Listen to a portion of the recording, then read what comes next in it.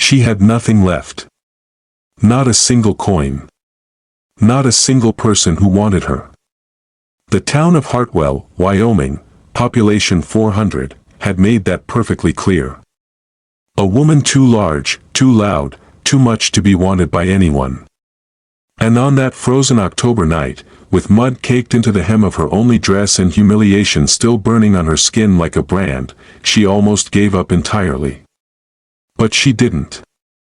Because that night, a man known only as the Frost made her an offer. And what happened next, between those two broken souls on an isolated ranch, is a story nobody in Hartwell ever saw coming. If this story hits you, smash that like button, and drop your city in the comments. I want to know how far this story reaches. Now, let's begin. The town of Hartwell did not welcome strangers. It did not welcome the poor, the desperate, or the unlucky. And it certainly did not welcome a woman like Elara Finch. She arrived on foot, no wagon, no horse, no family name to open doors. Just a worn leather satchel over one shoulder, a wool coat 2 sizes too small, and 37 cents sewn into the lining of her skirt. That was everything she had left in the world. Everything St. Louis had allowed her to keep after the debts caught up, after her master died, after the creditors tore through the little seamstress shop like wolves through a hen house and left her with nothing but the clothes on her back in a single direction, west. West was where people went to disappear. Elara had been disappearing for 6 months. She walked into Hartwell at dusk, the sky bleeding orange and violet above the flat, dust-choked Main Street. A handful of buildings. A general store. A saloon with a crooked sign. A livery stable where horses stood with their heads low, breath curling white in the cold air. It was not much of a town. But it had walls, and walls meant warmth, and warmth meant survival, at least for one more night. She pushed open the door to the general store, a bell clanging overhead, and stepped inside. The warmth hit her immediately, a wood-burning stove in the corner, the smell of tobacco and leather and dried corn. Behind the counter stood a thick-necked man with a red beard and small, calculating eyes. He looked up from the register. Looked her over. Slowly. Top to bottom. "Help you," he said. "No warmth in it. I'm looking for work," Elara said. Her voice was steady. She had learned long ago not to let them hear the tremor underneath. "Anything. Dishes. Sweeping. I can sew, too. I was apprenticed to a seamstress in. We don't need a seamstress." He cut her off. Didn't look up again. She stood there for a moment, her hands tight around the strap of her satchel. Then she reached into the lining of her skirt and pulled out a few coins. "Then I'd like to buy some bread. And perhaps a place to sleep tonight. If you know of." The man behind the counter finally looked at her again, really looked, and something shifted in his expression. Not pity. Something worse. Something like disgust dressed up as amusement. "Lady," he said, leaning forward on the counter with both palms flat. "You see this store? It's small. It's got maybe 30 customers on a good day. And every one of them is a decent, working person." He let the word decent hang in the air like smoke. "I don't know what they do where you come from. But here in Hartwell, we don't serve every kind of customer." The words landed like a slap. Not because they were cruel. Elara had heard worse. She had heard it her whole life. In 100 different towns, from 100 different mouths. Too big. Too much. Too heavy to love. The words had worn grooves into her like water over stone. What stung was not the insult itself. It was the smallness of it. The ordinariness. This man didn't even think he was being cruel. He thought he was being reasonable. She tucked the coins back into her skirt. She did not argue. She did not cry. She simply turned and walked out. The cold hit her the moment the door closed behind her. October in Wyoming was not like October in Missouri. This was a different kind of cold, dry and sharp and mean, the kind that crept through fabric and settled into your bones like an uninvited guest who intended to stay. Elara pulled her too small coat tighter and walked. She tried the saloon next. A woman behind the bar told her they weren't hiring. A family at the boarding house said they were full, though 2 rooms behind her clearly sat empty. A farmer near the livery looked at her, looked away, and said nothing at all. By the time the sun dropped below the horizon, Elara had been turned away by every door in Hartwell. She sat on an overturned crate behind the general store, in the alley where the wind was slightly less vicious, and let the cold seep in. Her fingers were numb. Her stomach ached with hunger. She hadn't eaten since yesterday morning, a handful of dried beans she'd traded for at a way station outside of Laramie. The satchel sat in her lap. She opened it. Inside, a comb, a needle and thread, a tin cup, and a folded piece of paper, a letter she'd written to no one, because there was no one left to write to. She should have been afraid. She should have been panicking. Instead, she felt something quieter. Something heavier than fear. She felt invisible. It was near full dark when she heard the commotion, not loud, not at first. Just raised voices from the direction of the main street, the kind of sound a small town makes when something unusual breaks through the routine. Elara didn't move at first. She had no reason to. Whatever was happening, it had nothing to do with her, but curiosity, even exhausted curiosity, is hard to kill. She stood, tucked the satchel under her arm, and walked to the edge of the alley. The main street was lit by a handful of oil lamps strung between posts, casting everything in a jagged, flickering amber. A small crowd had gathered, maybe 20 people, clustered in a loose semicircle in front of the general store. The red-bearded man was there, arms crossed, looking pleased with himself. A few women stood with their hands pressed to their mouths. Children peeked out from behind their mothers' skirts, and in the center of it all, in the middle of the road, half visible in the lamplight, stood a man. He was tall. Not just tall, large. Broad across the shoulders, thick through the chest. Built like someone who had spent years hauling timber or breaking rock. He wore a long black coat, dust-caked boots, and a hat pulled low over his face. He stood perfectly still, one hand resting on the pommel of the pistol at his hip, not gripping it, not threatening. Just resting. Like it was as natural as breathing. The crowd gave him space. Wide space. A full 10 feet of empty air between him and the nearest person, as if proximity itself was dangerous. The red-bearded man, the one who had turned Elara away, was talking. His voice carried in the cold, flat air, said it plain enough, Holt. We know what you are. Whole town does. You come in here once a month, buy your supplies.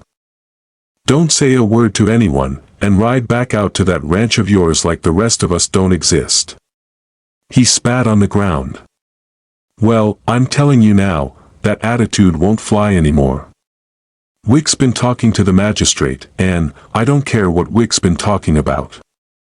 The man, Holt, said it without raising his voice. Without looking up. The words were flat, quiet, and utterly final. Like a door closing, the crowd went silent. Elara watched from the shadows of the alley, her breath coming in small white clouds. Something about the way this man carried himself, the stillness of him, the complete absence of aggression and the complete certainty of power, made her chest tighten in a way she couldn't name. The red-bearded man shifted his weight. Cleared his throat. I'm just saying, Holt, people are starting to wonder about you. A man living alone out there, no wife, no family, no, I said I don't care. Holt lifted his head, and that was when Elara saw his face. He was not a handsome man, not in any way the word was commonly used. His jaw was sharp and hard, shadowed with dark stubble. A scar cut a thin white line from his left temple to his cheekbone, old enough to have faded but deep enough to never fully disappear.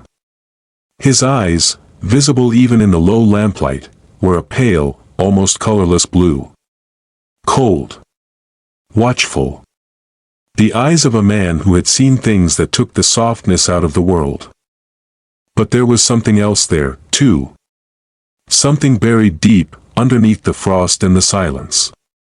Something that looked, for just a moment, like exhaustion. Not physical exhaustion. The deeper kind. The kind that comes from carrying a weight no one else can see. He held the red-bearded man's stare for a long 3 seconds. Then he turned, without another word, and walked toward the livery where his horse was tied. The crowd parted for him. Every single person stepped back, creating a corridor of empty space, and let him pass without a sound. Elara watched him go. She followed him, not out of courage. Not out of any plan.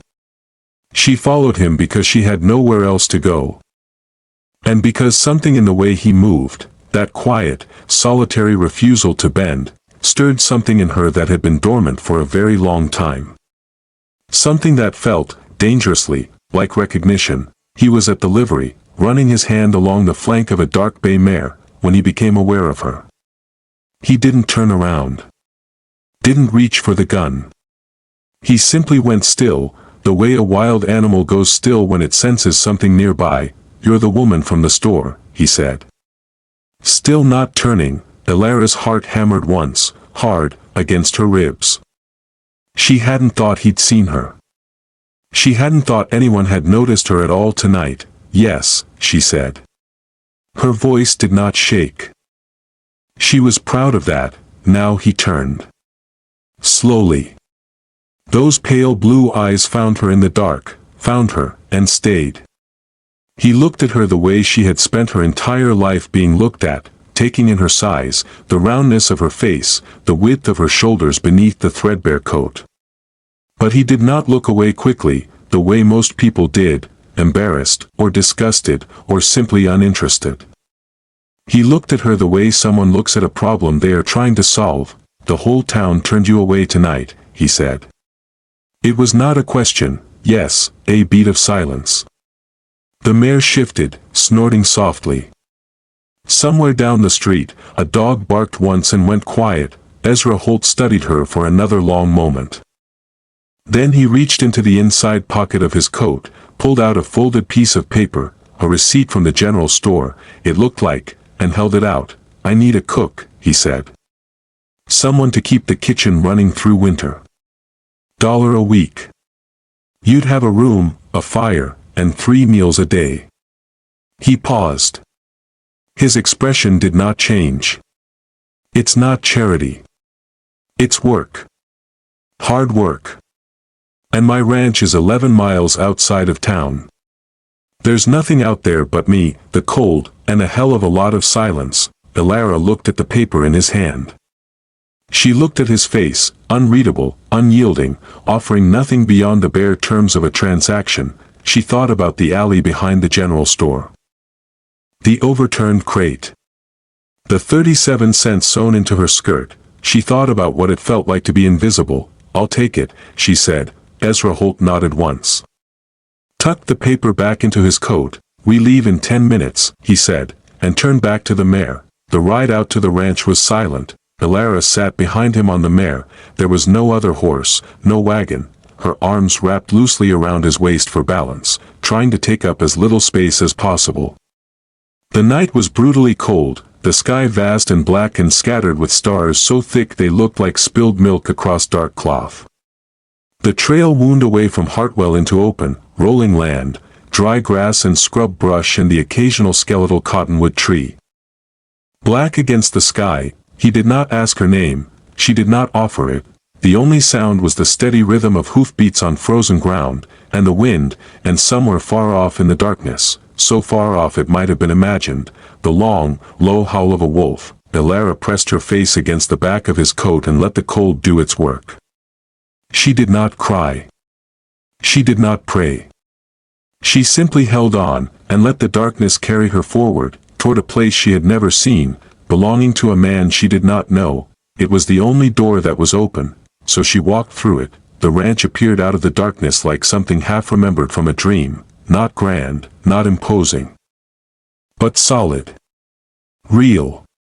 A two-story timber frame house with a stone chimney, a barn twice its size, and a wooden fence that stretched out into the blackness in both directions, disappearing into nothing. A single lamp burned in the downstairs window, casting a thin rectangle of amber light across the frozen ground. It was the only light for miles. Ezra dismounted first, swinging down from the mare with a quiet efficiency that spoke of 10,000 mornings just like this one. He didn't offer his hand. Elara slid down on her own, ungracefully, her boots hitting the hard ground with a thud that sent a jolt up through her knees, and steadied herself against the mare's warm flank. He was already walking toward the house. She followed. The front door opened inward, no lock, no creak. Inside, the air was warmer than outside but not by much. A single room stretched before her, a kitchen and a sitting area separated by nothing more than the placement of furniture. A wood-burning stove stood against the far wall, embers still glowing faintly inside. A rough-hewn table with two chairs. A stone fireplace, cold and dark. Shelves lined one wall, holding jars of dried beans, flour, salted meat, sparse but organized. A narrow staircase led up to the second floor, disappearing into shadow. It was clean. Meticulously so. Every surface wiped, every dish put away. But it was not lived in. There was no warmth in it beyond the physical. No softness. No color. No life. It was the house of a man who had stopped expecting anything from the world and had arranged his surroundings to match. Elara stood just inside the doorway, taking it all in. Her eyes moved slowly, cataloging. The single iron pot on the stove. The stack of firewood by the hearth, neatly chopped and drying. The wool blanket folded on the back of one chair, the only chair that looked like it had been sat in recently, and then she saw it, in the corner of the room, between the fireplace and the staircase, sitting on the floor as if it had been placed there carefully and never moved, a small wooden rocking chair. Child-sized. Painted white, though the paint was fading. Curling at the edges. A tiny knitted blanket was draped over one arm, folded with impossible precision. Elara stared at it. She did not ask about it. Some things announced themselves without words, and this was one of them. The silence around that little chair was thick enough to feel, a silence that had been building for a long time, undisturbed, like dust settling in an empty room. "Your room is upstairs," Ezra said, from somewhere behind her. "Second door on the left. There's a blanket on the bed. Water barrel is by the back door. It freezes at night, so you'll want to bring it in before you sleep." He was already moving toward the stove, crouching down to add wood to the embers. His back was to her. His shoulders were straight, rigid, the posture of a man who had just allowed someone into his space and was not entirely comfortable with the fact. "Thank you," Elara said. He didn't respond. She picked up her satchel and climbed the stairs. The room was small. A single bed with an iron frame, a wool mattress, one blanket, heavier than it looked, which was good. A washstand with a ceramic basin. A window, frosted at the edges, looking out over the dark yard and the barn beyond. Nothing else. Elara set her satchel on the bed and sat down beside it. The mattress dipped under her weight, and she felt, as she always did in moments like these, a flicker of shame. Small, familiar, automatic. The bed was sturdy. It held. She let out a breath she didn't know she'd been holding. She sat there for a long time, listening to the sounds of the house below. The scrape of wood being fed into the stove. The creak of a floorboard. Then silence. Then footsteps, moving toward the staircase, and stopping. A long pause. And then the footsteps retreated again. He had come to the bottom of the stairs and turned back. Elara closed her eyes. Whatever this man was carrying, it was heavy. She could feel it the way you feel a storm coming, not by looking at the sky, but by the way the air changes. The way everything goes quiet. She did not sleep well that night. The cold seeped through the window frame, and the blanket was not quite enough, and every sound the old house made, every groan and shift of timber settling, pulled her back to the surface. But she slept. And in the morning, when she came downstairs, the fire was already burning. Ezra was gone by dawn. She found a note on the table, not written in ink, but scratched into the wood with the tip of a knife, simple and blunt: feed the stove. Water the horses. Breakfast is yours to figure out, no greeting. No pleasantries. Just instructions. Elara looked at the note for a long moment. Then she looked at the kitchen, really looked at it, the way a carpenter looks at a piece of raw wood. She opened the pantry, the shelves, the crate beside the back door. She inventoried everything: flour, cornmeal, lard, dried beans, a side of salted pork hanging from a hook in the cold cellar beneath a trapdoor in the floor. Salt. A few dried herbs in unlabeled jars. An iron skillet, 2 pots, a rolling pin worn smooth by years of use, not much. But enough. She tied back her hair with a strip of cloth torn from the hem of her dress, rolled up her sleeves, and got to work. The first thing she did was scrub the stove. Not because it was dirty, it wasn't, but because the grease had built up in the crevices over months of solitary, perfunctory cooking, and she could feel it under her fingernails when she ran them along the iron surface. It was a small thing. A private thing. But it mattered to her.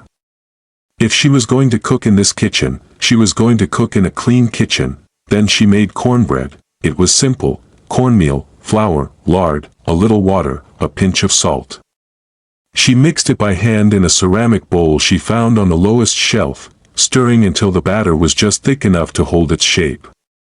She pressed it into the iron skillet, set it on the stovetop, and let it cook slowly, turning it once when the bottom was golden brown and the top had set. The smell filled the house within minutes. It was not a dramatic smell. Not like roasting meat or fresh-baked bread. It was quieter than that, warm and earthy and faintly sweet. The kind of smell that makes a cold room feel less cold. The kind of smell that means someone is here. Someone is taking care of this place. Elara didn't think about it that way at the time. She was simply cooking.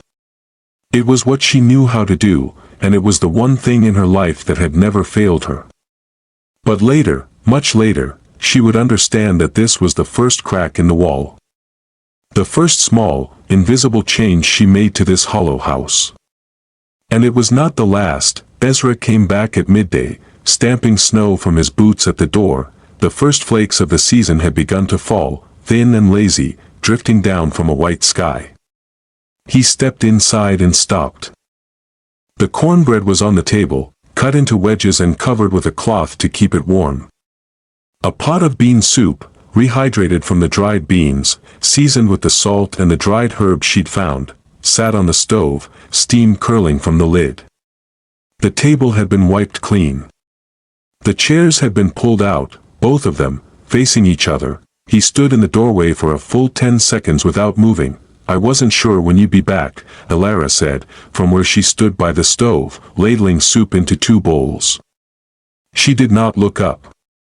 She kept her voice light, casual, the way you speak to someone you are still learning not to frighten. "I made enough for 2, Ezra said nothing. He hung his coat on the hook by the door, slowly, deliberately, as if buying himself time. Then he sat down at the table and pulled the bowl toward him. He ate without speaking. Ate the soup, tore off a piece of cornbread, ate that too. His jaw worked steadily, mechanically at first, the way a man eats when eating is purely functional, when food is fuel and nothing more. But halfway through the bowl, something shifted. He slowed down. Took a smaller bite. Chewed more carefully. Elara watched him from the corner of her eye, pretending to be occupied with cleaning the pot. When he finished, he pushed the bowl back. Wiped his mouth with the back of his hand. And then, so quietly she almost missed it, he said. That was good, 2 words. Barely above a murmur. But in this house, in this silence, they landed like stones dropped into still water. "Thank you," Elara said. And she meant it, not for the compliment, but for the fact that he had given one at all. The days settled into a rhythm. Ezra left before dawn each morning. There was always work to do on a ranch this size, even in the quieting weeks before deep winter set in. Fences to mend, animals to feed, firewood to split and stack. He worked alone, the way he did everything, and he did not ask for help. Elara held the house. She cooked 3 meals a day, simple meals, because the pantry was simple, but she made them count. She learned the stove's temperament, learned which would burn hot and which burned slow, learned how to keep the fire steady through the long, cold nights without letting it burn out. She found a way to stretch the salted pork across multiple meals, soaking it overnight to draw out some of the bitterness, then frying it thin and serving it alongside whatever else she could put together. She baked when she could, cornbread, mostly, but also a rough sort of biscuit that was dense and warm and tasted better than it looked. She cleaned. Not obsessively, not performatively, just thoroughly. The way someone cleans a space they intend to live in for a long time. She wiped down the shelves, organized the pantry so that everything had a place, mended a crack in the stove's chimney pipe with a strip of tin she found in the barn. Small things. Quiet things.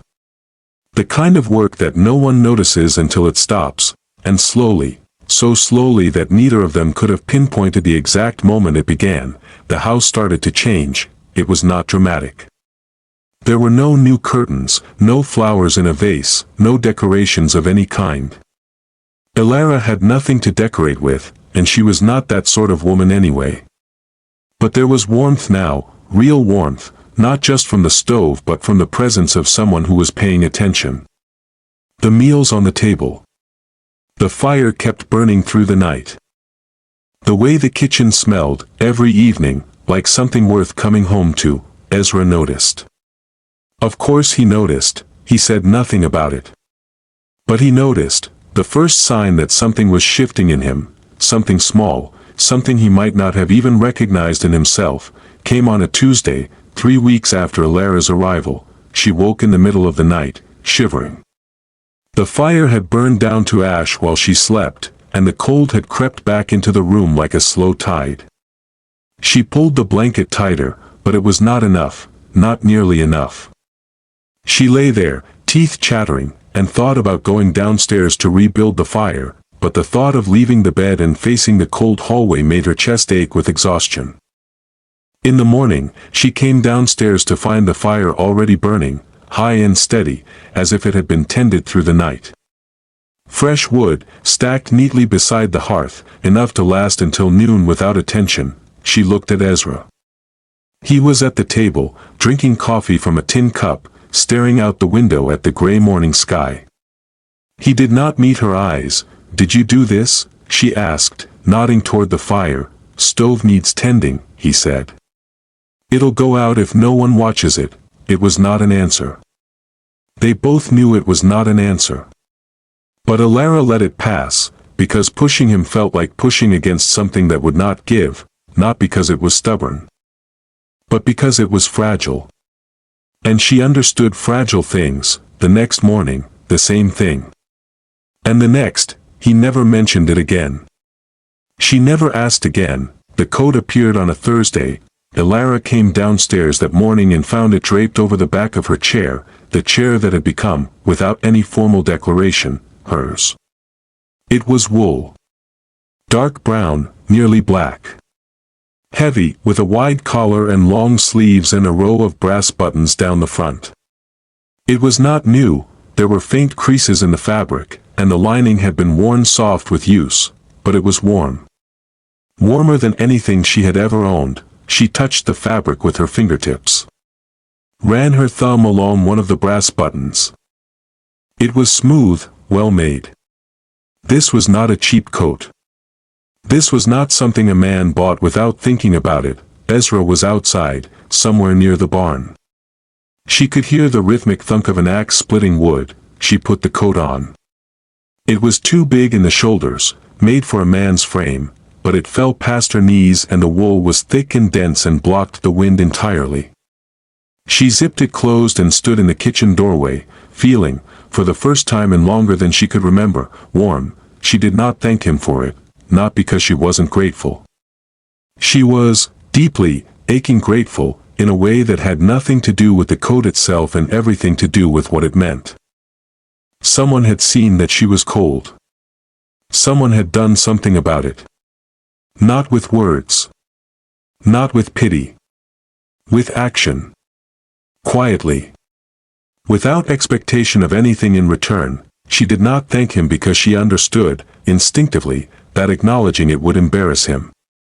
That whatever this gesture was, this small, careful act of care, it had cost him something to make it.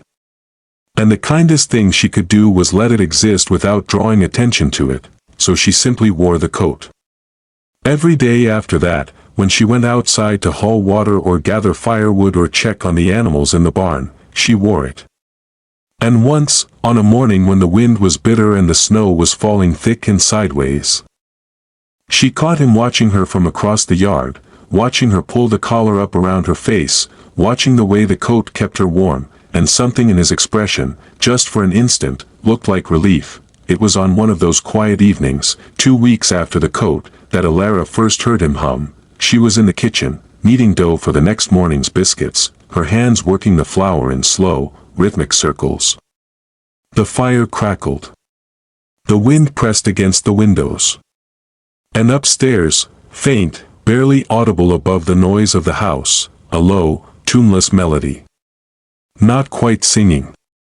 More like the sound a man makes when he has forgotten, for a single unguarded moment, that someone else is listening. Alara's hands stilled in the dough. She listened. The humming lasted maybe 30 seconds. Then it stopped, abruptly, as if he had caught himself, and the house went quiet again. She did not look up when he came downstairs a few minutes later. She did not say anything. She simply kept her hands in the dough and let the silence settle back into place, undisturbed. But something had changed. Something had cracked open, just a hair, just a fraction, in the wall between them. And Alara, who had spent her whole life learning to read the spaces between words, knew exactly what it meant. He was not as alone as he wanted to be. The first real snow came on a Sunday. Not the lazy flakes that had been drifting in and out for weeks. This was different. This was the kind of snow that arrived with intent. Alara felt it before she saw it, a pressure in the air, a stillness so complete it felt almost solid, like the world was holding its breath. She stepped outside that morning to find the sky had turned the color of iron, low and heavy, pressing down on the land like a lid on a coffin. The wind had dropped to nothing. Everything was silent. Ezra was already in the yard, loading firewood into the wheelbarrow with the focused, unhurried speed of a man who had seen this sky before and knew exactly what it meant. How bad? Alara asked, pulling the wool coat tighter around her shoulders. He didn't look up. Just kept stacking the wood, log after log, his breath coming in short white bursts. Bad enough, he said. Could last 3 days.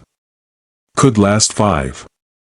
We need to bring everything inside that we can carry. He said it the way he said most things, flat, direct, with no room for negotiation. But Alara heard something underneath the words that she had not heard before. Not fear, exactly. Something closer to vigilance. The sharp, animal alertness of a man who knew what a Wyoming winter could do to the unprepared. They worked side by side all morning.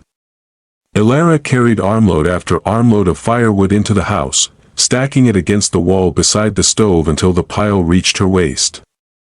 She filled every container she could find with water, the iron pot, the ceramic basin, 2 wooden buckets, even a tin cup, because once the snow came, the water barrel outside would freeze solid within hours. She checked the pantry, counted the flour, the cornmeal, the dried beans. Enough for 2 weeks if she was careful. Maybe more. Ezra brought in the last of the animals, 2 horses, a handful of chickens, into the barn, which was close enough to the house that he could reach it through the worst of the blizzard if he had to. He sealed the barn door with extra planking, stuffed rags into the gaps where the wind could cut through. When he came back inside, his coat was dusted white and his face was raw with cold. His cheeks flushed a deep, angry red. He stood by the stove for a long moment, warming his hands, saying nothing. Then he looked at Alara, really looked at her, the way he had that first night in Hartwell, as if she were a problem he was still trying to solve, and said, "Stay close to the house. If the snow gets thick enough, you won't be able to see 10 feet in front of you. People get lost in storms like this. They walk in circles until they freeze." "I understand," Alara said. He held her gaze for one beat longer than necessary. Then he nodded and turned back to the stove. The first flakes began to fall an hour later. By nightfall, the world outside had disappeared. The snow came down in sheets, driven sideways by a wind that had risen out of nowhere and now howled against the house with a force that made the walls shudder. The windows were completely white, not just covered in snow, but opaque, as if someone had painted over them from the outside. The sound was constant and enormous, a roaring, rushing drone that swallowed every other noise and filled the house like water filling a room. Alara stood at the kitchen window and pressed her palm flat against the glass. It was ice-cold beneath her hand, and she could feel the vibration of the wind running through it like a living thing. She could see nothing. Not the barn. Not the fence. Not even the edge of the porch. 10 feet away, "Can't see a thing," she said, half to herself. "That's the point." Ezra was behind her, adding another log to the stove. The fire roared, casting the room in a deep, flickering amber. "The storm doesn't want you to see. It wants you to move. To go looking for something, firewood, an animal, anything. And then it takes you." He said it without drama. Without any attempt to frighten her. Just a statement of fact, delivered in the same tone he might use to describe the weather on a mild afternoon. But the words settled into Alara's chest like cold water, and she turned away from the window and did not look out again that night. They ate dinner in silence, a thick soup made from the last of the salted pork and a handful of dried beans, with cornbread on the side. The fire burned steadily. The wind screamed outside. Inside, the house was warm, and close, and impossibly small against the enormity of the storm. After they ate, Ezra moved to the chair by the fireplace, his chair, the one with the wool blanket on the back, and sat down. He pulled off his boots and set them by the fire to dry. Alara washed the bowls and the pot, dried them, and put them away. When she turned back to the room, he was staring into the flames, his face lit from below in shades of gold and shadow, and his expression was somewhere very far away. She recognized that look. She had seen it before, on the nights when the humming came. On the mornings when he stood at the bottom of the stairs and stopped himself from going up. It was the look of a man revisiting a place in his memory that he could not stop returning to, no matter how much it hurt. Alara did not interrupt him. She simply dried her hands on the cloth, hung it by the stove, and went upstairs to bed. It was on the second night of the storm that May Dawson arrived. Alara heard the knocking first, 3 sharp, desperate raps against the front door, barely audible above the wind. She was in the kitchen, banking the fire for the night, and she almost didn't hear it at all. She froze, cloth in hand, and listened. Nothing. Just the storm. Then it came again. Louder this time. Knock. Knock. Knock. Ezra was on his feet before she could speak, moving toward the door with a speed that surprised her. He pulled it open, and a wall of white hit them both like a physical force, snow and wind rushing into the room and extinguishing half the fire in an instant, and in the doorway, barely visible through the white chaos, stood a woman. She was thin, painfully so, her bones visible beneath the skin of her face and hands. She wore a coat that was far too light for the storm, soaked through and hanging off her shoulders like a rag. Behind her, clutching her skirt with both hands and shaking so hard his teeth were chattering, was a boy of about 5. And in her arms, wrapped in a blanket so wet it had gone stiff with cold, was a baby. A girl. No more than 2 years old. The woman looked at Ezra. Her eyes were wide, glassy, not with fear, but with something deeper. Something that had gone past fear into a place where fear no longer mattered. "Please," she said. Her voice was barely a whisper, shredded by cold and exhaustion. "Please. My daughter is burning up." Ezra stared at her for exactly 1 second. Then he stepped aside. "Get them in," he said to Alara. Now, her name was May Dawson. Alara learned this in pieces, over the next hour, as she worked to strip the soaked clothes from May and the children and wrap them in dry blankets by the fire. May could barely speak, her jaw would not stop shaking, and every few sentences she would trail off into silence, her eyes going distant, as if she had used up all the words she had left. But the story came together, piece by piece, like a puzzle assembled in the dark. May had been traveling west for weeks, on foot, mostly, hitching rides when she could. She had left a husband behind her. A husband who drank. A husband who left marks on her skin that she covered with long sleeves. Even in summer. She had waited too long to leave, waited until the bruises were bad enough that a neighbor finally intervened, finally pressed a few dollars into her hand and told her to go. She had taken her children and walked out in the middle of the night and had not looked back. She had been trying to reach a cousin in a town called Powder River, 3 days' ride to the west. She had no horse. She had almost no money. And she had been walking through the storm for 6 hours before she saw the light from Ezra's house and stumbled toward it like a woman crawling toward water in a desert. "I didn't know where else to go," May said, her voice steadier now, though still thin as paper. She was sitting by the fire, wrapped in the heaviest blanket Alara could find. The boy, his name was Thomas, asleep against her shoulder. The baby, Lily, lay in Alara's arms, wrapped tight, her small face flushed with heat. Too much heat. Her skin burned against Alara's palm like a coal. Alara looked down at the child. Lily's eyes were closed, her breathing shallow and fast, too fast. A thin sheen of sweat glistened on her forehead despite the cold that still clung to her tiny body. "How long has she been like this?" Alara asked, keeping her voice low and calm. May swallowed hard. "Since yesterday morning. It started as a cough. Then the fever came." Her voice cracked. Just slightly, on the last word. She pressed her lips together and looked at the fire. Alara held the child closer and felt the heat radiating off her small body like a furnace. She had seen fevers before. In St. Louis, in the cramped boarding houses where sick children were a common sight, she had watched women fight this exact battle, the desperate, exhausting vigil of a mother pressing cool cloths to a burning forehead, watching, waiting, hoping the fever would break before it took everything. She looked up and found Ezra watching from across the room. He was leaning against the wall near the staircase, arms crossed, his face unreadable. But his eyes were fixed on the baby in Alara's arms, fixed on her with an intensity that made the air between them feel charged. Electric. Something was happening behind those pale blue eyes. Something that had nothing to do with May or Thomas or the storm outside. Alara held his gaze for a moment. Then she looked back down at Lily and made a decision. "I need water," she said. "Cool, not cold. And I need the herbs, the ones in the jars on the top shelf. The dried chamomile, if there is any. And yarrow, if you have it." Ezra pushed off the wall and moved to the pantry without a word. The next 12 hours were the longest of Alara's life. She worked without stopping.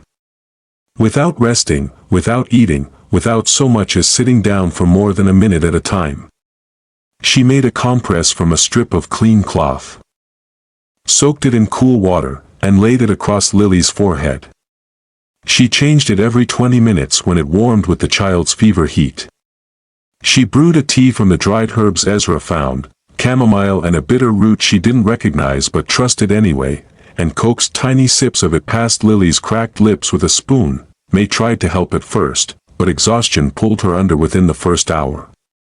She fell asleep sitting up, Thomas still pressed against her side, and did not wake again until morning. Alara draped a blanket over both of them and let them sleep.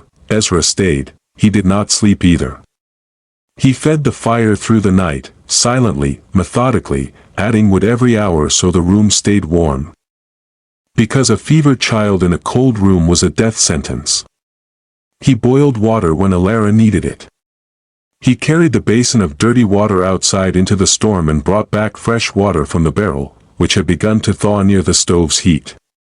He did all of it without being asked, without a single word, moving around the edges of the room like a shadow, always there, never in the way. At one point, somewhere around 3 in the morning, when the storm was at its worst and the wind was screaming so loud it sounded like something alive, Lily's fever spiked. Alara felt it the moment it happened.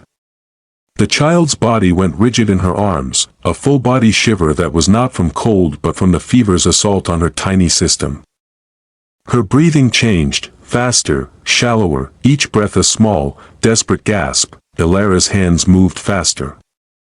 Fresh compress.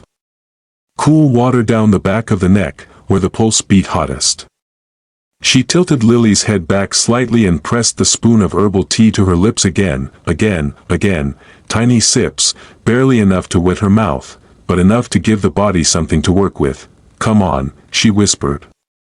"Come on, little one. Stay with me." She did not look up. She did not see Ezra move from his place by the fire. She did not see him cross the room and stand behind her, close enough that she could feel the warmth of him at her back, solid and steady as a wall. She felt his hand on her shoulder. Just once. A single, brief pressure, firm, grounding, like an anchor dropped into churning water.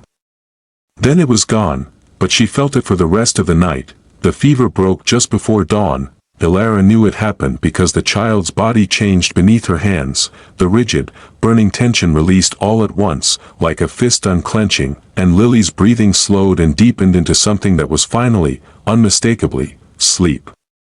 Real sleep. The kind that heals. Alara pressed the back of her hand to Lily's forehead. Still warm. But not burning. The difference between a fire and an ember. She let out a breath that seemed to come from somewhere very deep inside her chest, a long, shaking exhalation that carried with it hours of fear she had not allowed herself to feel while there was still work to do. Her hands were trembling. Her back ached from hours of leaning forward. Her eyes burned with exhaustion so complete it felt almost like pain. She looked up. Ezra was on the floor beside the fireplace, his back against the stone hearth, his legs stretched out in front of him. He had not slept. She could see that clearly now, in the shadows under his eyes, in the way his jaw was set, tight and alert even in stillness. He was looking at her, not at the baby. Not at May, still sleeping across the room. At her, and in his expression, in those pale, frost-colored eyes that had given nothing away for weeks, Alara saw something she had not seen there before. Something raw and unguarded and almost painful to witness. It was not gratitude, exactly. It was deeper than that. It was the look of a man who had just watched someone do the thing he could not do. The thing he had failed to do, once before, for someone he loved. And who had watched her do it well, not with magic, not with luck, but with skill and stubbornness and a quiet, fierce refusal to let go. He held her gaze for a long time. The fire crackled between them.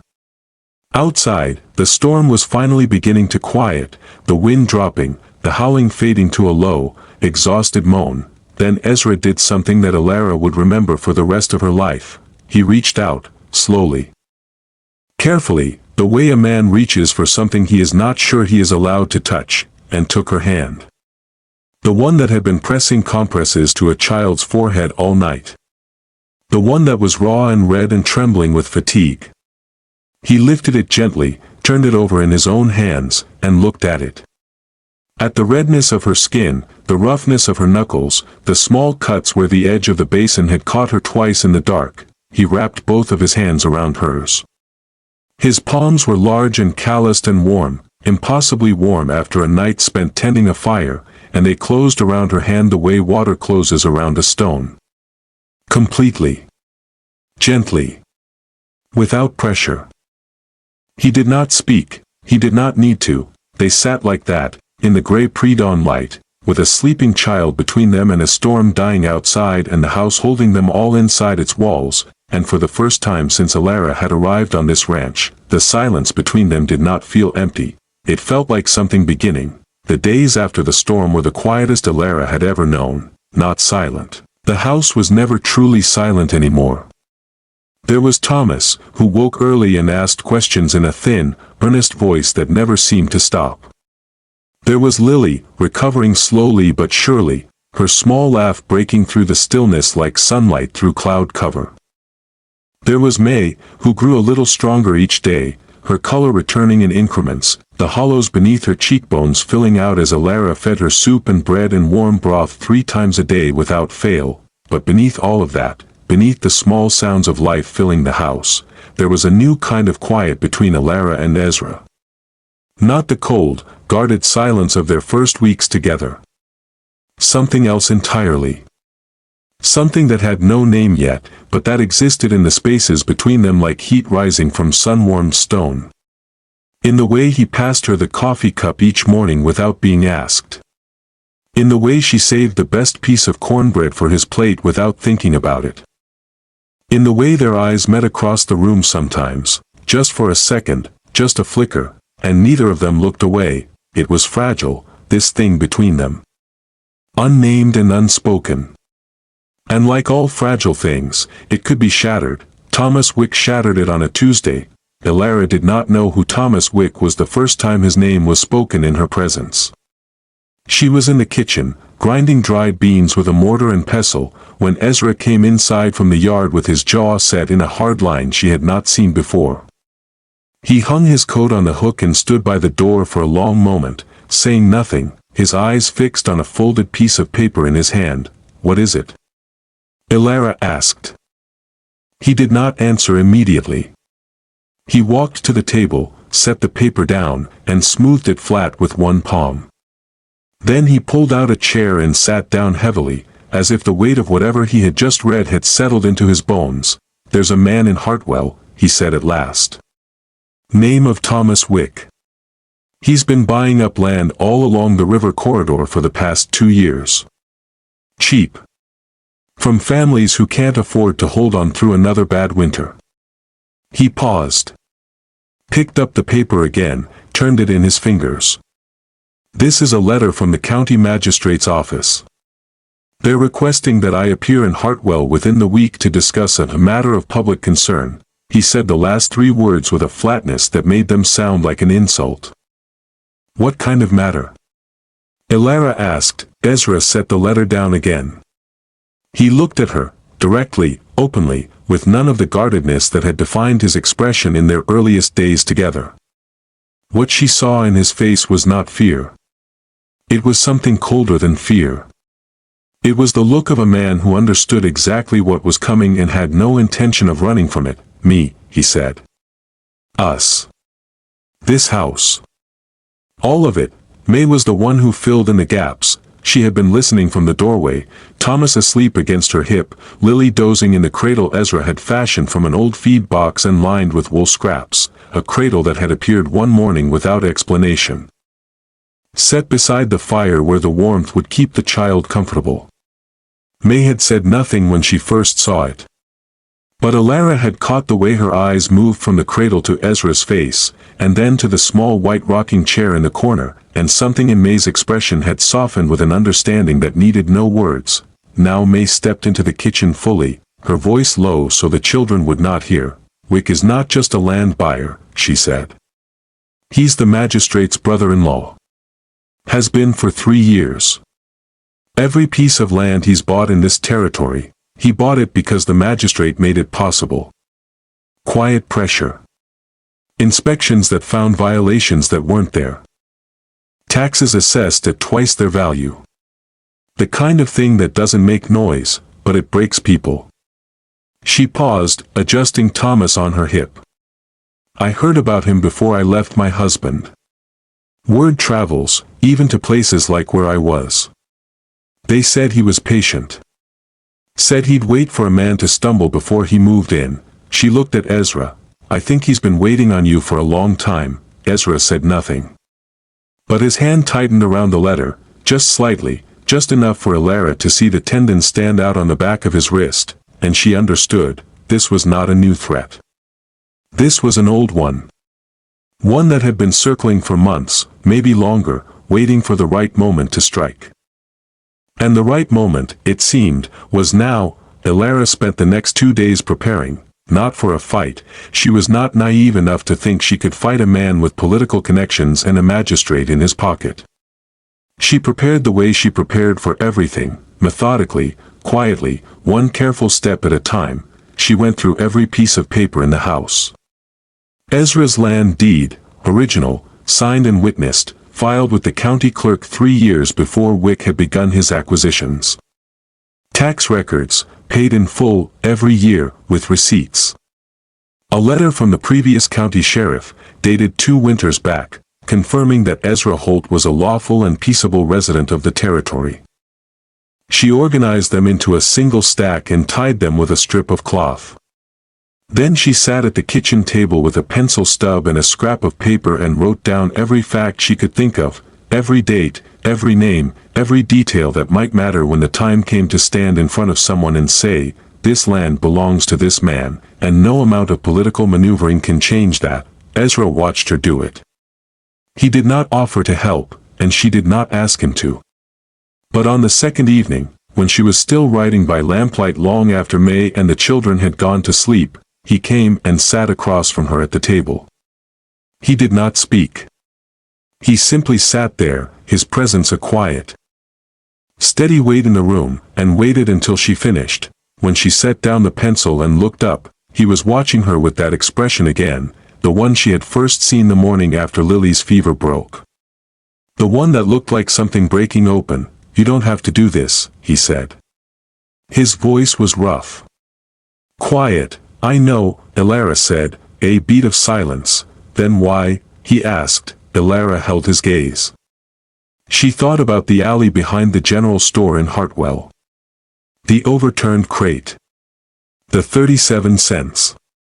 The merchant who had dragged her into the mud and called her worthless in front of a crowd, and not a single person had said a word, because someone should have done it for me. She said. And no one did. So I learned to do it myself. Ezra looked at her for a long time after that. Then he nodded, once, slow, with a weight behind it that felt like more than agreement. It felt like respect. They rode into Hartwell on a Thursday morning, the sky clear and cold and impossibly blue above them. Elara sat behind Ezra on the mare, the leather satchel with the documents pressed against her chest beneath the wool coat he had given her. May stayed at the ranch with the children. Ezra had made her promise, and May, who understood better than most what men like Wick were capable of, had not argued. The town was waiting for them, not casually. Not the idle curiosity of small-town folk watching a stranger ride in. This was arranged. Elara felt at the moment they entered the main street, the way the doors of the shops were open despite the cold, the way people stood in doorways and on porches, watching. Waiting. A crowd had already gathered in front of the magistrate's office, a squat, stone-fronted building at the end of the street with an American flag hanging limp above the door, and there, standing on the steps of that building with his hands clasped behind his back and a look of calm, practiced authority on his face, was Thomas Wick. He was not what Elara had expected. She had imagined someone large, perhaps. Loud. Physically imposing in the way that men who use force often were. But Thomas Wick was none of those things. He was average height, average build, with thinning brown hair combed neatly to one side and a clean-shaven face that might have been handsome once but had gone soft with age and comfort. He wore a good coat, too good for a town like Hartwell, and polished boots, and a gold watch chain that caught the morning light when he moved his hand. He looked, Elara thought, exactly like what he was, a man who had never needed to be physically dangerous because he had always found other people to be dangerous for him. Ezra dismounted and offered his hand to help Elara down. She took it, his grip firm and steady, and stepped to the ground. She did not let go immediately. Neither did he. For one brief moment, their hands stayed clasped between them, and she felt the slight pressure of his fingers tightening around hers. A message. I'm here. We do this together. Then he released her hand and turned to face Wick. The magistrate's office was small and cold and smelled like pipe tobacco and old wood. A single desk dominated the center of the room, behind which sat a thin, nervous-looking man with spectacles and ink-stained fingers. The magistrate himself, Elara realized. He did not look like a man accustomed to confrontation.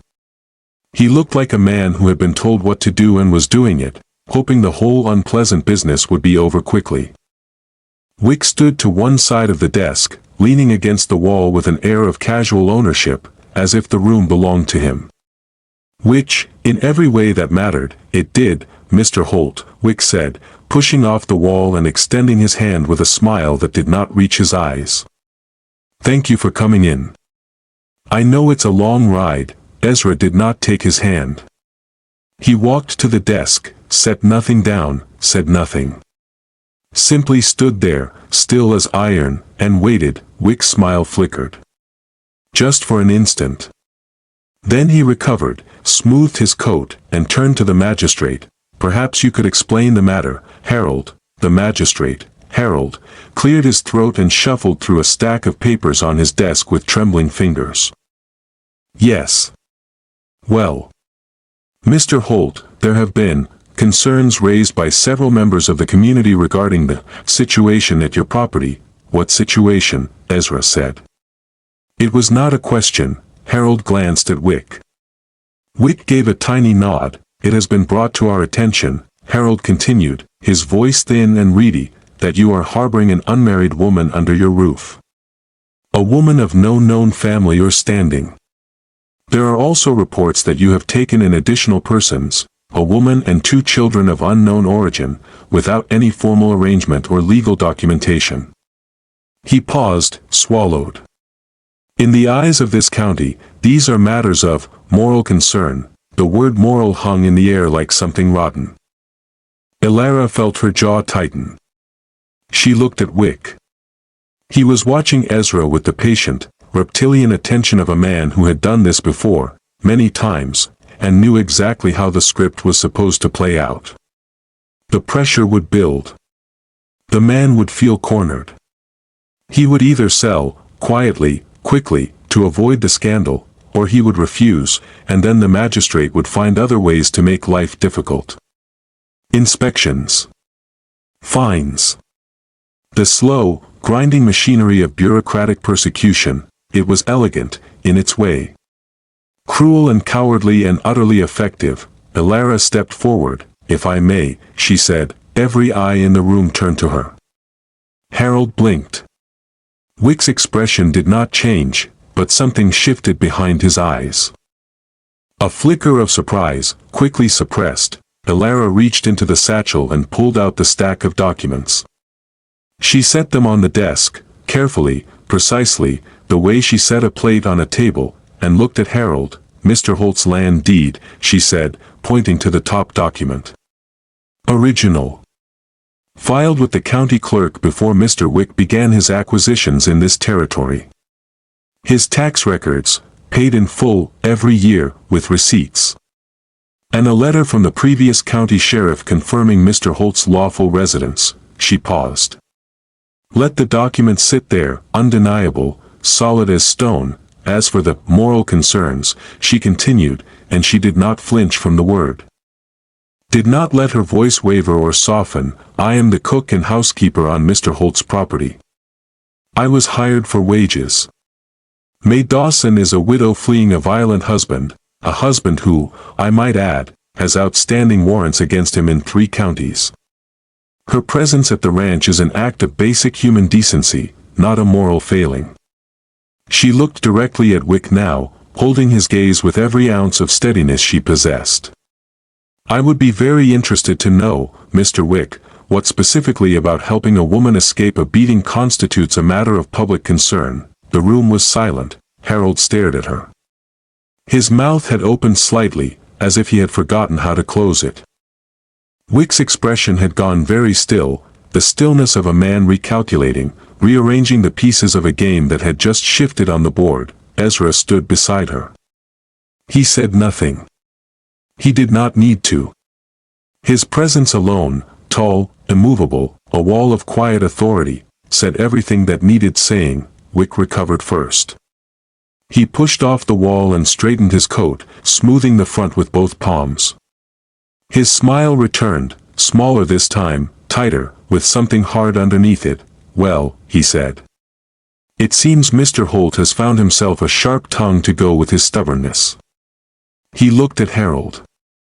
I suggest we table this discussion for now, Harold. There are clearly some details that need to be sorted out before we proceed, he said it lightly. Casually. As if the whole thing had been a minor inconvenience, easily dismissed. But Alara saw his hand, the one at his side, the one no one else in the room was watching, curl into a fist. Just for a second.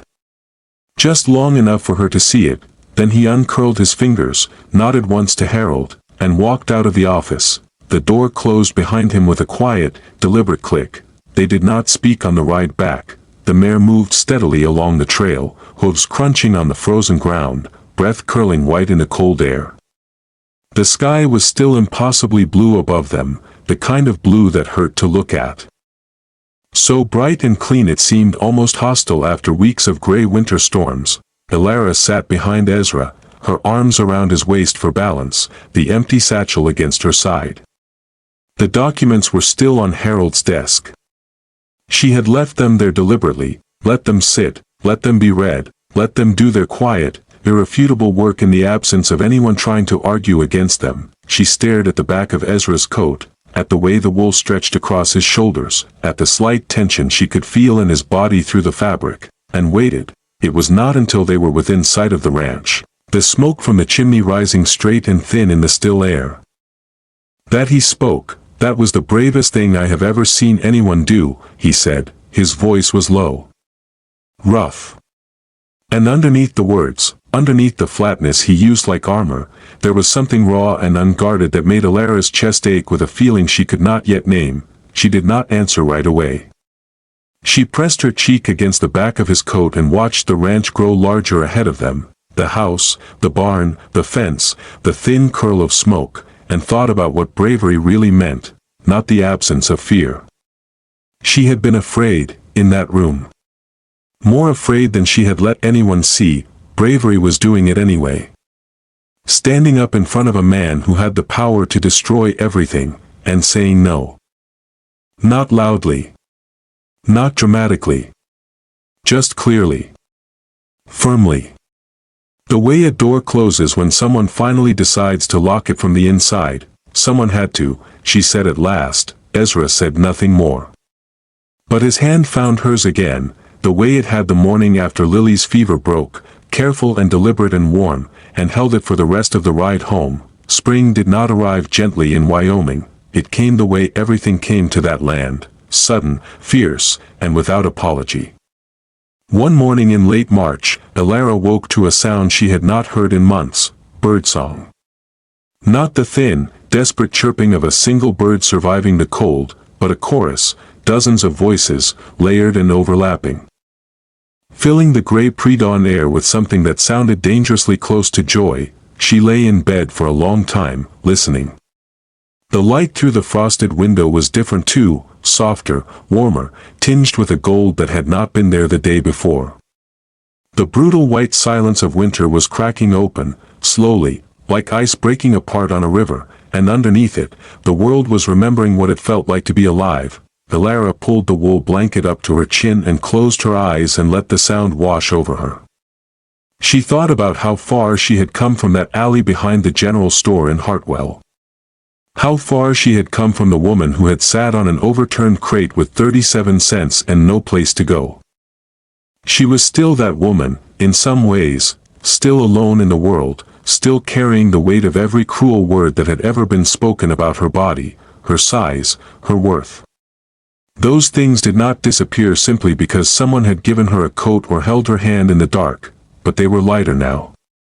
Somehow, without her noticing exactly when or how, they had become lighter. She got up, dressed, and went downstairs to start the fire. The house was different in the mornings now, not just warmer, though it was warmer, always, because Ezra had spent the darkest weeks of winter reinforcing the chimney and sealing every gap in the walls with tar and wool and sheer, silent stubbornness.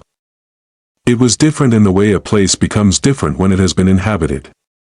When someone has poured themselves into it, day after day, meal after meal, until the walls themselves seemed to hold the shape of that care, May and the children were still there. May's cough had faded to almost nothing, a dry, occasional clearing of the throat that came and went with the weather but no longer carried the sharp, wet rattle that had terrified Alara through those long nights in January. Lily had grown. Not visibly, perhaps, not in the way adults notice children growing, but Alara could see it in the way the child held herself, less fragile, less frightened. More present. More here. Thomas had begun following Ezra around the yard in the mornings, watching everything the older man did with wide, serious eyes, asking questions in his thin, earnest voice that Ezra answered with a patience that surprised everyone, including himself. "Why do you nail the fence like that?" Thomas asked one morning, watching Ezra drive a post into the frozen ground with a sledgehammer. "Because if I don't, the horses get out," Ezra said. "What happens if the horses get out? They run." "Where do they run to?" Ezra paused. Wiped his forehead with the back of his hand. Looked down at the boy, who was staring up at him with an expression of total, unironic seriousness. "Somewhere they shouldn't be," Ezra said. "And then, after a beat, 'Hand me that nail.'" Thomas handed him the nail. Alara watched from the kitchen doorway, her hands wrapped around a cup of coffee, and felt something shift in her chest, something warm and quiet and almost painful in its tenderness. She looked away before either of them could catch her watching. The letter from the territorial governor's office arrived in early April, carried by a writer who looked half frozen and deeply relieved to have found another human being. Ezra read it at the kitchen table while Alara made breakfast. May sat across from him, mending one of Thomas's shirts with needle and thread, her hands steady and sure, the hands of a woman who had spent years keeping a household together through sheer quiet will. Ezra set the letter down. He did not speak for a long moment. Then he looked up, and something in his expression made both women stop what they were doing and turn to him. "It's done," he said. May set down the needle. "Wick?" Ezra nodded. The territorial governor's office received a formal complaint. Apparently Harold, the magistrate, got nervous after our visit. Decided it was safer to talk than to keep quiet. A ghost of something that might have been satisfaction crossed his face. The investigation found what May said it would find. Wick has been manipulating land assessments for 2 years. Fraudulent inspections. Inflated taxes. He used his connection to the magistrate to pressure families into selling at a fraction of what their land was worth. He paused. Folded the letter carefully and set it on the table. He's been removed from any public dealings. The magistrate has resigned.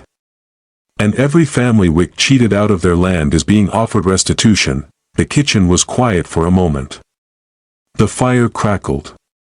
Outside, a robin sang its 3-note call from somewhere near the fence.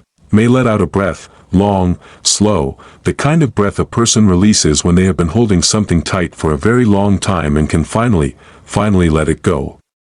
She pressed her hand over her mouth, and her eyes went bright, and she looked at Ezra with an expression that was equal parts relief and gratitude and something else, something that looked like the simple, profound recognition of a person who has been saved. "Thank you," she said. Her voice was barely a whisper. Ezra shook his head. "Don't thank me. Thank her." He nodded toward Alara. Alara looked down at the skillet in her hands. The cornbread was browning perfectly, the edges golden, the center just beginning to set. She did not say anything. She did not need to. May left on a warm Sunday in late April. Her cousin in Powder River had written back, a short, practical letter that said simply, "Come. There is room. Bring the children." A wagon was being arranged. A neighbor in Hartwell who was heading west anyway agreed to carry them part way, and from there May could find passage the rest of the way. The morning of her departure, Elara helped her pack the small bundle of clothes and blankets that represented everything May and her children owned. It was not much. It had never been much. But it was theirs, and they were alive, and they were free, and that was more than May had dared to hope for when she walked out of her husband's house in the middle of a winter night with nothing but her children and her terror. They stood on the porch together, the morning air cool and bright, the sky a pale, washed-out blue. Thomas was chasing a butterfly across the yard, laughing, a sound that still startled Elara sometimes. How loud a child's laughter could be in a place that had been so quiet for so long. Lily sat on the porch steps, wrapped in a wool blanket, watching her brother with wide, curious eyes. May turned to Elara and took both her hands. "I don't know how to say this," May said. Her voice was steady, but her eyes were bright with something she was holding back. "I don't know if there are words big enough." "There aren't," Elara said. "So don't try." May smiled, a real smile, full and warm, the first one Elara had seen on her face that did not carry the shadow of fear behind it. Then she pulled Elara into a hug, tight, fierce, the kind of embrace that says everything words cannot, and held her for a long time. When they let go, May wiped her eyes with the back of her hand and laughed at herself. "Look at me," she said. "Crying like a fool." "You're not a fool," Elara said. "You're a mother." "It's allowed," May laughed again. Then she gathered the children, Thomas still half chasing the butterfly, Lily lifted onto her hip with practiced ease, and walked down the porch steps toward the wagon waiting at the edge of the yard. Elara watched them go. She watched until the wagon was a small shape at the end of the trail, and then a smaller shape, and then nothing at all, swallowed by the distance and the morning light and the vast, indifferent beauty of the Wyoming landscape. Then she turned and went back inside. The house was quieter after May left, not empty, not the way it had been empty before, in those first weeks when the silence had felt like something solid and suffocating. This was a different kind of quiet. A quieter that had space in it. Room to breathe. The kind of quiet that comes after a storm has passed and the world is still catching its breath, listening to itself think. Elara moved through it the way she moved through everything, steadily, without drama, one task at a time. She cooked. She cleaned. She kept the fire burning. The rhythm of it was familiar now, worn smooth by weeks of repetition, and she let it carry her through the days the way a river carries a leaf, without effort. Without resistance, simply forward. Ezra was quieter too.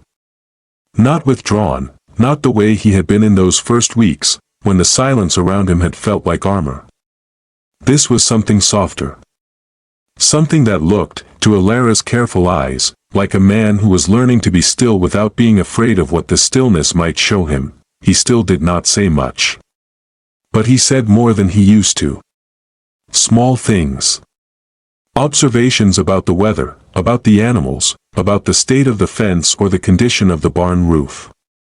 Once, on an evening when the sunset turned the sky into a canvas of orange and violet and deep, aching gold, he came inside and said, unprompted, "You should see the sky tonight." Elara put down the cloth she was drying and followed him outside. They stood on the porch together, side by side, and watched the light change. They did not speak. They did not touch. They simply stood there, two people who had seen each other at their worst and their most vulnerable, and let the beauty of the evening hold them both. It was enough. For now, it was enough. The moment came on a night in May. It was not planned. It was not dramatic. It arrived the way the most important moments often do, quietly, without announcement. In the middle of an ordinary evening, Elara was in the kitchen, kneading dough for the next morning's biscuits. The fire burned low and steady in the stove. The house was warm, the windows open for the first time all winter, letting in the cool, clean air of a spring night. Somewhere outside, a creek was running, swollen with snowmelt, chattering over rocks in a sound that filled the silence like music. Ezra was in the doorway. She felt him before she saw him, felt his presence the way she had learned to feel it over these months, like a change in the air, like the temperature shifting by a single degree. She did not look up immediately. She kept her hands in the dough, working it in slow, rhythmic circles, and waited. "Elara," he said. She looked up. He was leaning against the doorframe, his usual posture, one shoulder against the wood, arms loose at his sides. But something was different about him tonight. The tension he carried in his jaw, in his shoulders, in the rigid set of his spine, it was gone. Or not gone, exactly. Released. Like a man who had been holding his breath for a very long time and had finally let it out, he was looking at her the way he had looked at her that morning after Lily's fever broke. That raw, unguarded, almost painful expression, the one that had no name but that Elara had felt in her chest like a hand pressed against her heart. "I need to tell you something," he said. Elara set down the dough, wiped her hands on the cloth, turned to face him fully, her flour-dusted fingers hanging at her sides. "I'm listening," she said. Ezra pushed off the doorframe. He walked toward her, slowly, deliberately, the way he did everything, and stopped an arm's length away. Close enough to touch. Not touching. Not yet. He did not look away from her face.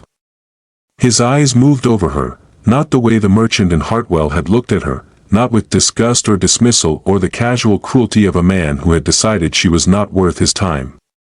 He looked at her the way a man looks at something he has been trying to understand for a long time and has finally, after months of silence and distance and careful, tentative steps toward each other, begun to see clearly. "When Clara died," he said. His voice was rough. Stripped of its usual flatness, stripped of every layer of armor he had built around himself over 2 long, brutal years. Just the raw, honest sound of a man speaking the truth for the first time in longer than he could remember. "When Clara and June died, I thought that was it.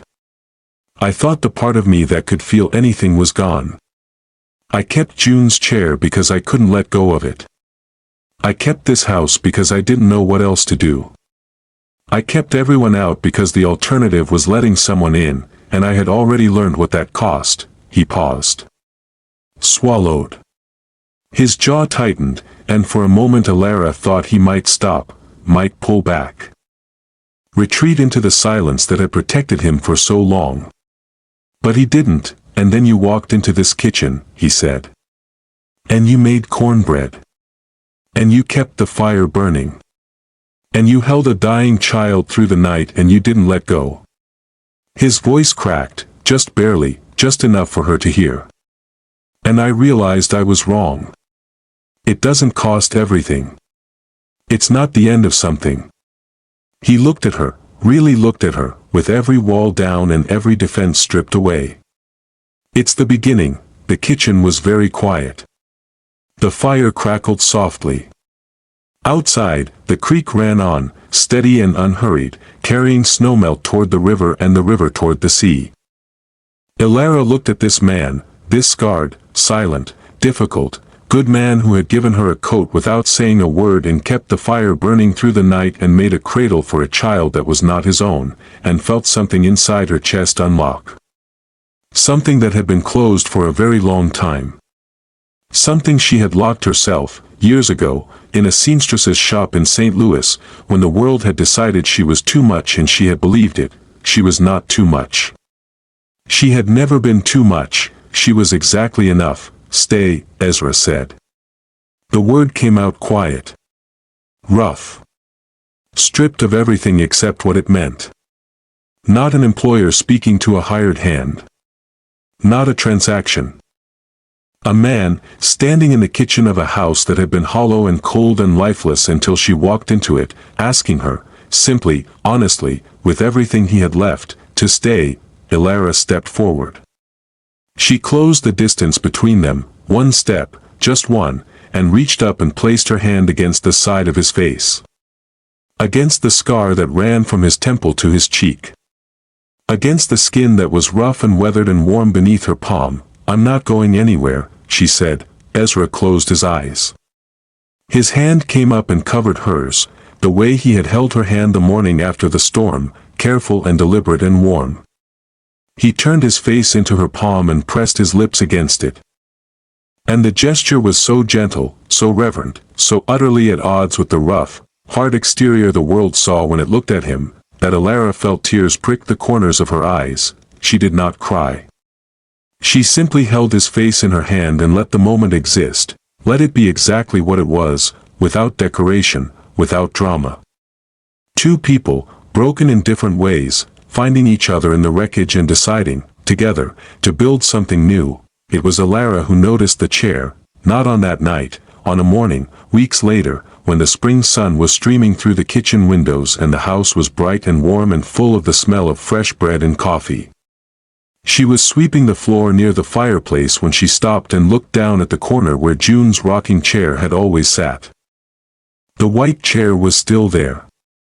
Still painted white, still fading, still holding the ghost of a child who had sat in it and been loved. No one had moved it. No one would, but beside it, pushed up close, as if it had always been there, sat a second chair, smaller than June's. Freshly made, the wood still pale and new, the edges smoothed by hand until they were soft to the touch. It had been carved with care, not elaborate, not showy, but solid and true, the kind of work a man does when he is putting something into the wood that he cannot put into words. Alara knelt down beside it. She ran her fingers along the arm, along the smooth curve of the seat, along the back where someone had sanded the grain until it gleamed.